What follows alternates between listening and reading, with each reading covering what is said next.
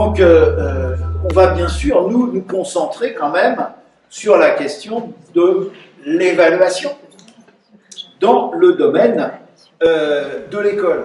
Mais l'évaluationniste, vous le voyez, elle est présente un petit peu partout. C'est ça qui me semble important.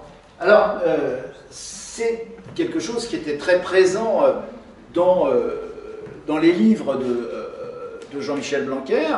Vous savez qu'il a fait plusieurs livres, hein, et donc, en particulier, qui était, dont l'avant-dernier, le dernier c'est l'école de la confiance, là, mais l'avant-dernier, c'était l'école de la réussite, ou je ne sais plus le titre, enfin bref, il y a toujours le mot école dedans. Et c'était en fait une gigantesque lettre de motivation, puisqu'il l'avait envoyée à tous les candidats, on va dire, de droite et du centre. Et donc, dans ce livre, il mettait en avant, il mettait en évidence la nécessité de faire rentrer la culture de l'école, enfin la culture de l'évaluation, pardon, dans l'école.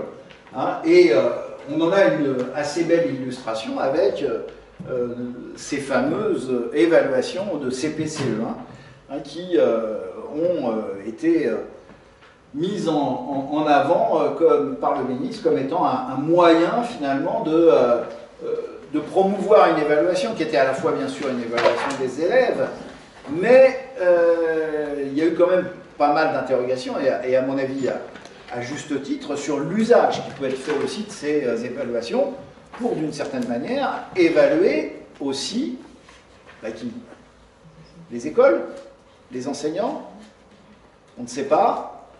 Il y a en tout cas une grosse ambiguïté là-dessus. Et donc, c'est pour ça que cette question de la culture de l'évaluation, ce n'est pas une question innocente, parce que ça vient de loin. Ce n'est pas seulement la culture Uber, hein, si je puis dire, mais c'est aussi toute une évolution dans ce qu'on pourrait appeler une conception du management, une conception de l'évolution de la fonction publique.